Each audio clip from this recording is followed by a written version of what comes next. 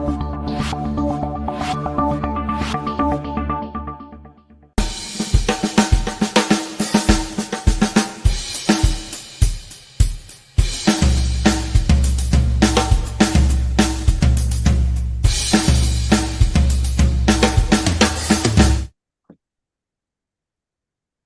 morning, everyone.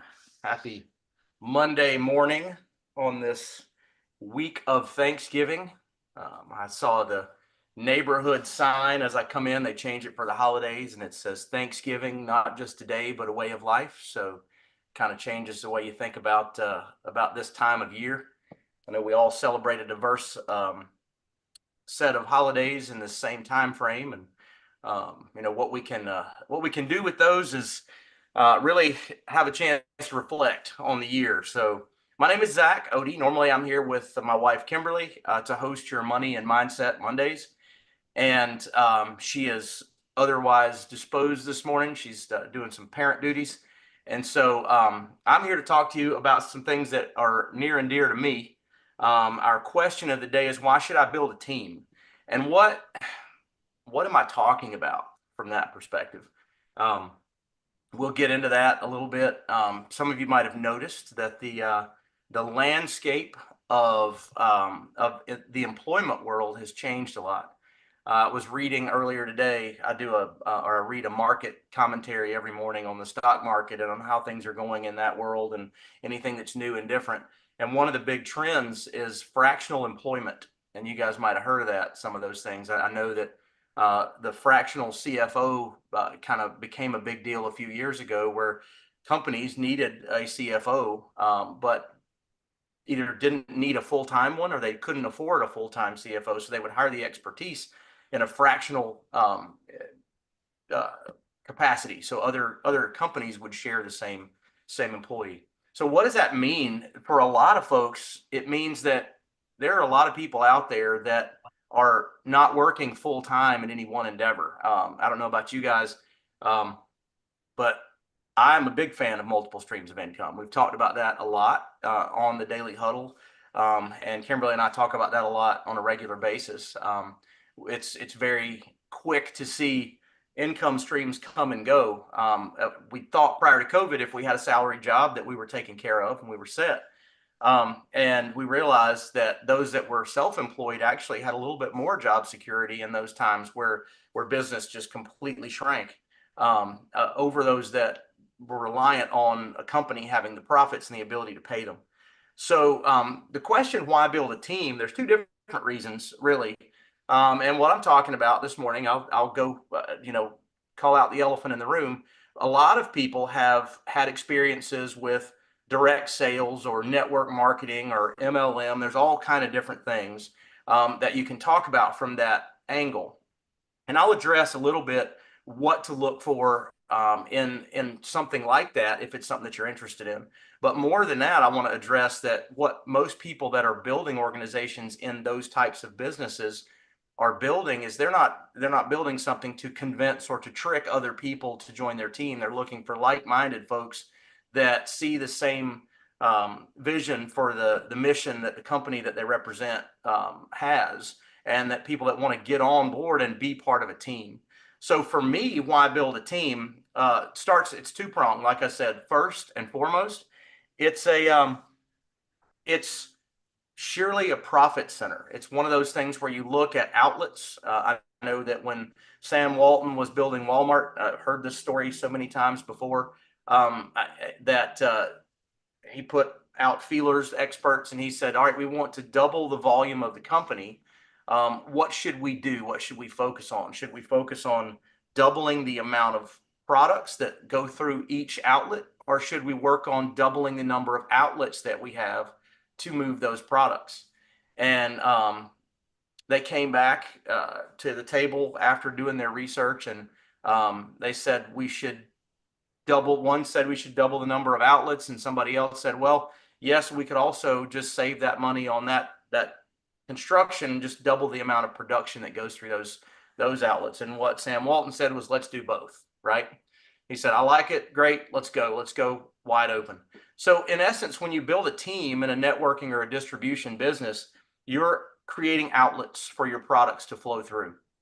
And so when you talk about growing or scaling a business of any kind, if you can grow that in an unlimited fashion without borders, state borders, international borders, those kind of things, through networks and those, you can really grow the number of outlets that are moving products.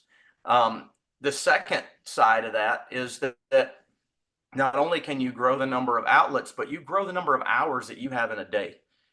If I have a great product or a great concept and I'm the only one that's talking about it, I'm the only one that's going out and sharing that message, or even if I have a great message, right? A great mission, like ours is to create wealth for families. That's our number one mission at HGI. And so I believe that has merit.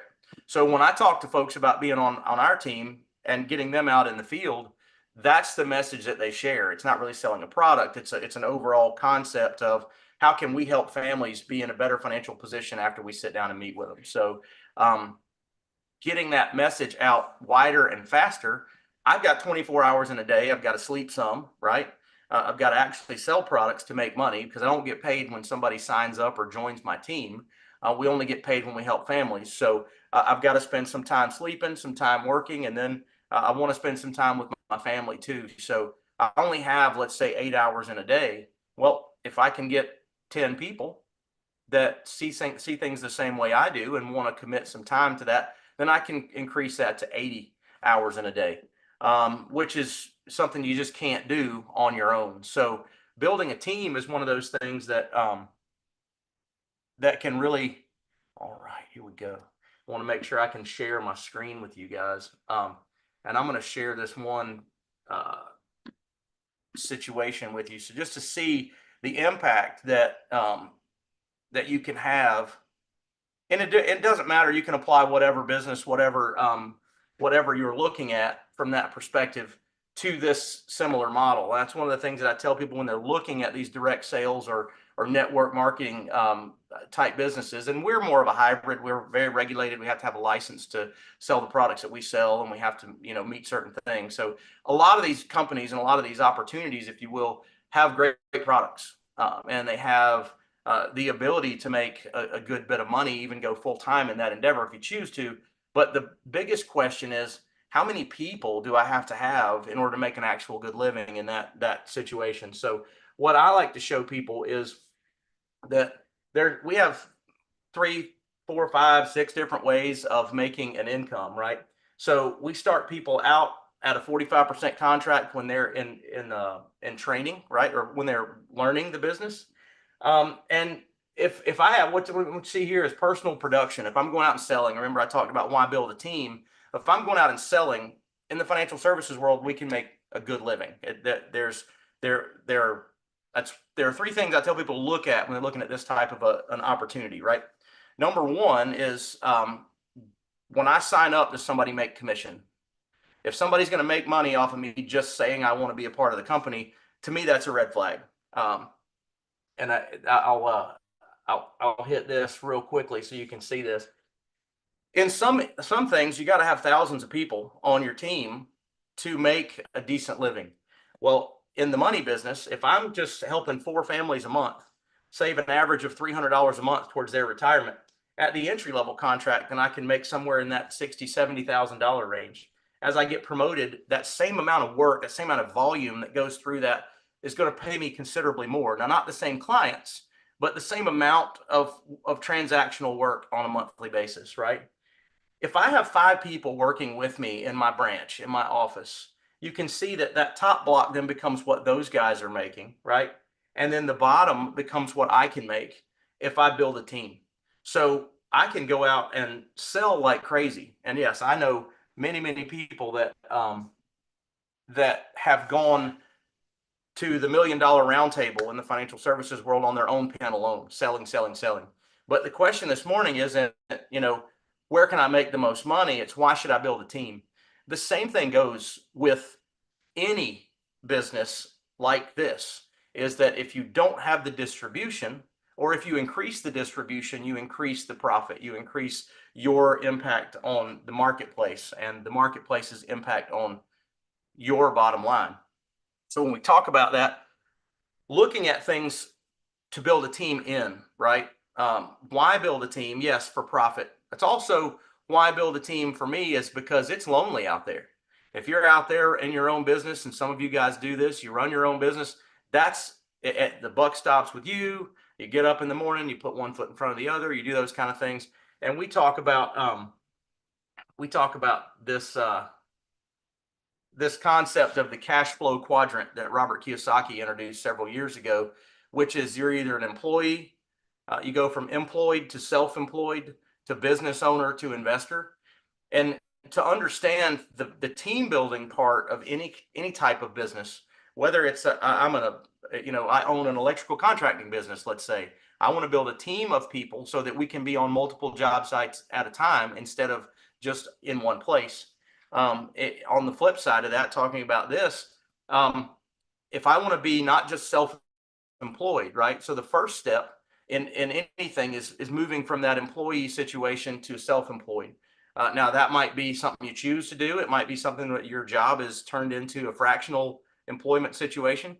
A lot of companies are sending that since COVID, people went home and the companies realized that they were paying millions of dollars for office space that people were having to come in and work.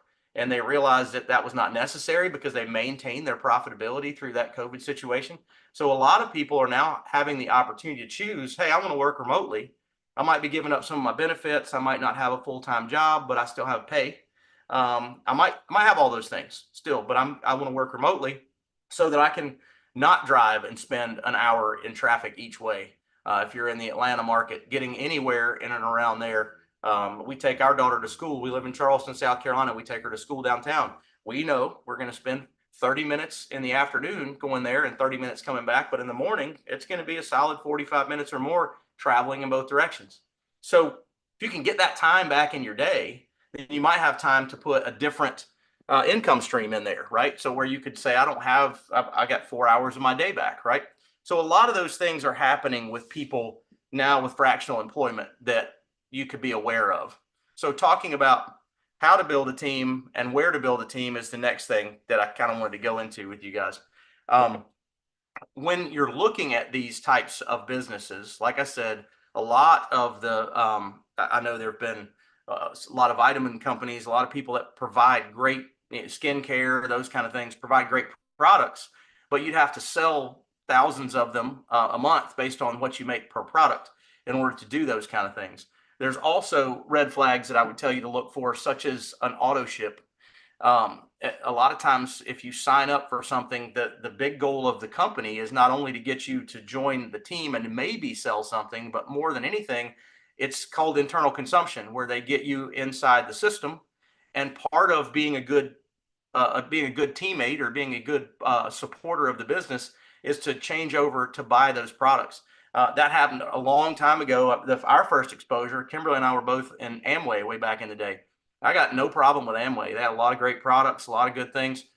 We learned a lot about building and networking through that organization, but you got to have a large number of people on your team to get to a certain income point. And so, but one of their big things is, which products do you use in your home that we actually sell a replacement for, right? So let's get your consumption switched over from what you're doing currently into that. Perfectly fine and good. But I have heard of some other ones, and I won't go into names, but one of the biggest things they want you to do is when you sign up and become part of the team is you got to have some inventory, right? So they'll say you need to be able to have these products on hand so you can sell them directly to people without them shipping those products from somewhere else. And in turn, they would also give you a nice credit card application where you could get a credit card with this company's logo on it through XYZ Bank and fill your garage up with inventory in the hopes that everybody's going to come buy that stuff from you and it's going to fly off the shelf. So that's another red flag. Again, not that the product's bad. I just like to know that when I sign up, nobody's going to make money off of me unless I make money, unless we're helping families, right? And so looking at, can you just get paid to recruit people? That seems like a bad idea. Number two, can I make money, right? Does anybody get paid when I get recruited, or do they have to actually help somebody in order to get paid? That's the first one. number two is, do I have to sign up for some sort of a monthly subscription? Is it required?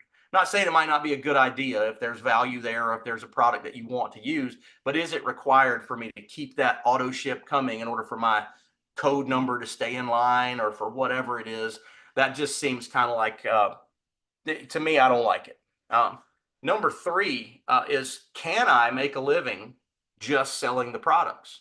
Or do I have to recruit? Now, I love team building. I love sharing this. If somebody hadn't shared an opportunity with Kimberly and myself, we would have been school teachers and we would have been perfectly happy. Our income would have looked very different. Our lives would have looked very different, but we would have been happy. But instead of just coming into our house and putting together a financial plan for two school teachers and selling a couple of products, the woman introduced us to the opportunity to be in this business, in this world 22 years ago. And she changed our lives dramatically. So, can I make money off of just selling the product, as I get off track a little bit? The answer to that, in my opinion, when you're ranking these opportunities, should be yes. Because ultimately, if you want to transition into a new world or into a new business, you've got to be able to make money fairly quickly in order to move over, or in order to bring that in as part of an income stream. So can I make money off of just selling the products? And then, in order to exponentially grow my money, how many people do I actually have to add to my team? Now, the nice thing about team building and in any business is that if you're in a team building business, most cases you don't have to stop building a team, and I would highly recommend that you don't. We have competitions on running in our back office all the time. We have a recruiting competition, and we also have a sales competition. But on the recruiting board, nobody makes any money. We just know the future of their business is great, is bright, because it's growing. I'm going to get back and show you guys a couple of other things here. I can get my screen back up here and share this. So when I'm looking at that, I'm looking at a couple of different things. And number one, I went through, does anybody get paid when I sign up? Do I have to sign up for an auto ship? Number three, can I make money just selling the products? And then number four is, okay, who is this that I'm going to work with? What's their background? What's their track record? Has the industry been around for a while? What are we selling? What's the track record in that industry? So I'm going to share, I'm not going to go through this presentation line by line, but I am going to share my screen to show you a couple of different things. And that's a shameless plug from me. I believe that anybody out there, there are a lot more people out there right now that are looking for secondary streams of income. And there are a lot of opportunities out there. So just know the things. That's what I really want you to get, is what you're looking for when you go through that. And now I'm going to show you where we chose to hang our hat. And that's that cash flow quadrant that I talked about a little bit before. 90% of people, are wanting security. They want wealth. They want all these kind of things, but that's just kind of the flow through there. Talking about, can you make money just selling the products, and what's the industry look like? Financial services industry, if you look at these little circles here, you've got retail, which we all think is huge, right? Retail is a massive space going into the Christmas holidays or going into the holiday season. Retail, it's their golden quarter, but that's a $24 trillion business when you lump it all together. Real estate, people think real estate's the end all be all, and it's a great business, and they're not making any more land. I believe in all that. We own real estate, but that collectively is a $32 trillion industry. And when I look over and say, if I'm going to go out and add something to my income, I'm going to go out and add another line to my business. The financial industry is a $109 trillion bubble that we are in right now. And that's one of the reasons that we are here. High demand and low supply. Also, we'll look at the marketplace. Who wants or who needs what this company offers, right? Well, we have all these different groups that have different financial pain points. So when I'm looking at that, do they all need skincare? Probably, right? I use skincare. It doesn't look good. I have a lot of forehead to cover. But these groups all have different financial pain points and all have different needs. And we have the ability to serve the entire demographic. So that's another reason that we like it. Is there training and coaching? Is there supervision? Is there support for me? So I'm never had a license before, or I've never sold before. I've never been in this kind of a world. What kind of services do they have to do that?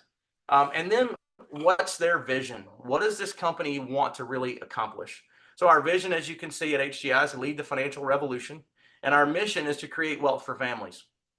I like, we talk a lot about GoFundMe's and how you see the tragedies happen and people all of a sudden a GoFundMe pops up, and we're all about you fund you.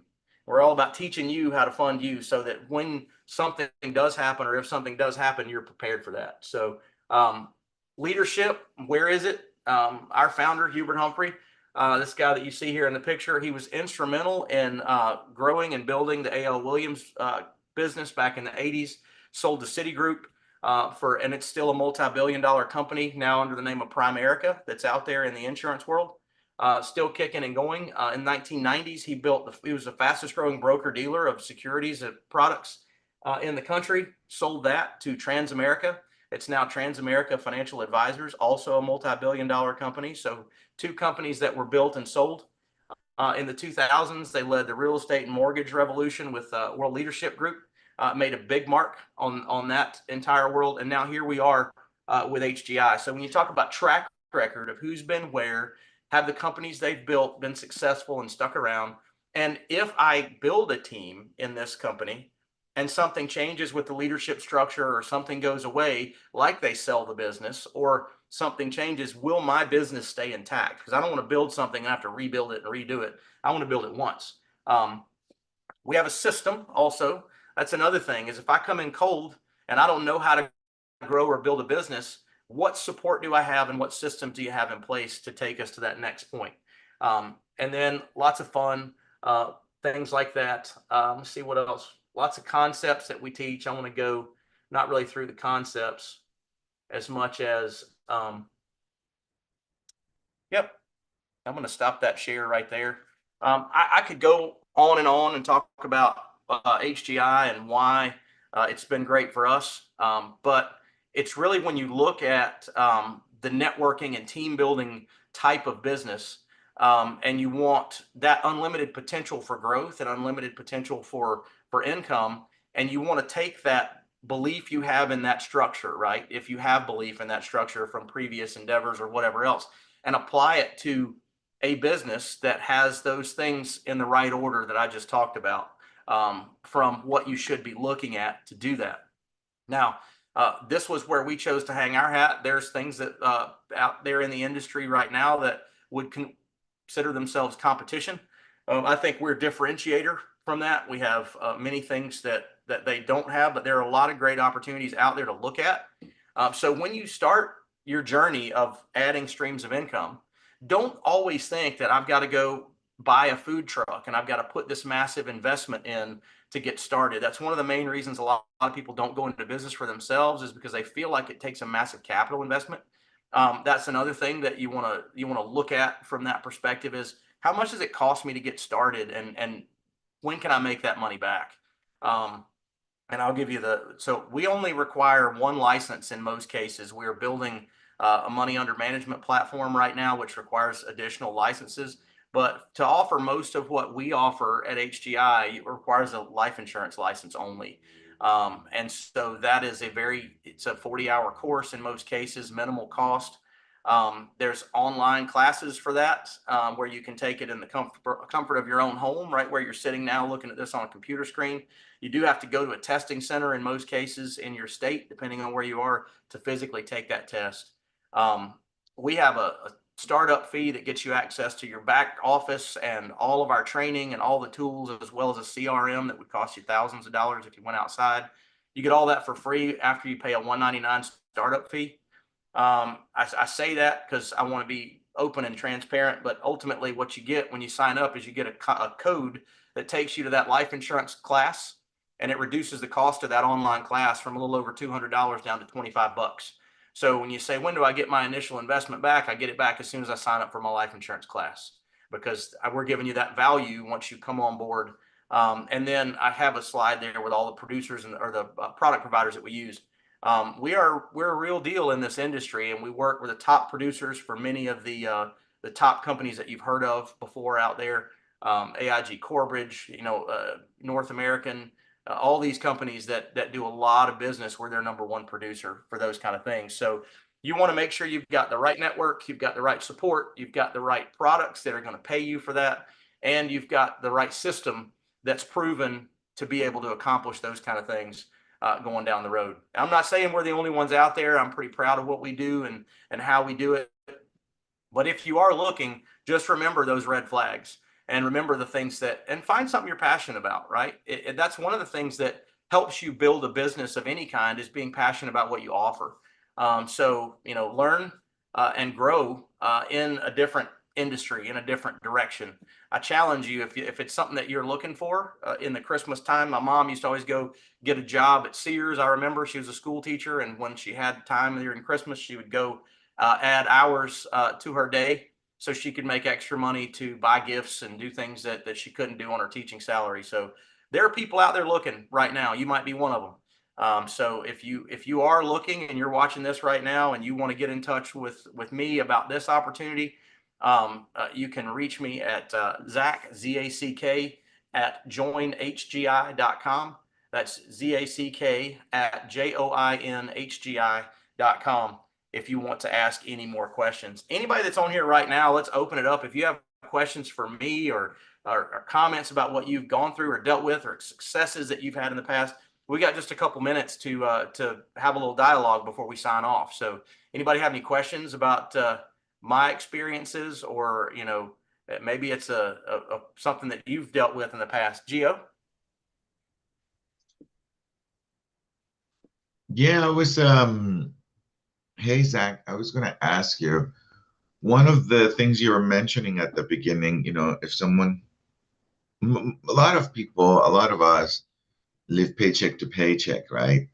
Yeah. And it's not like anyone wants to admit it, right? Or anyone wants to talk about it. But certainly in the back of most of us, in most people's minds is, well, how do I make more money? Mhm. You know? And then there is this hope that something is going to turn out, you know? Hope something is going to happen, something is going to turn out. And it doesn't. And a few years ago, you said with Kimberly, you said, well, we can't quite wait for things to turn out. And you guys were doing something incredible. You guys were doing something wonderful. You guys were teachers, and you studied a long time to do that too. And I can only imagine that you could be pragmatic about the decision of making a shift, but I'm sure it took something to say, I'm going to let go of what I'm doing now to create this opportunity of financial stability, and at some point, even the possibility of financial abundance. Mhm. Um, what would you say were the, what could you point to, if you will, where you said, I'm going to make that decision? I'm, even though I have studied my whole life for this, or I've been doing this for a long time, I'm gonna really make a decision to move on. Was it like that, or not really? You was like, let me just try this on and see what happens. So yeah, human beings are, we by nature find the path of least resistance. So if we're comfortable, we have a tendency to stay in that place, right? So usually it's a pain point. It's something that creates a directional change. And for us, and I give this credit totally to Kimberly, because she started full time in this industry a full 2 years before I did, and I stayed in the classroom teaching to make sure it was real and the income was going to stick, and also had to keep insurance for the family. That was a big thought process at that point. We were from a long line of employees that had benefits, and employees with benefits is a big thing a lot of people wrestle with. But for us, it was a math problem. Our second daughter had just been born. She's 22 now, so that tells me how long we've been in the industry. And we did the math, and we realized that one of our teaching salaries was going 100% to pay daycare.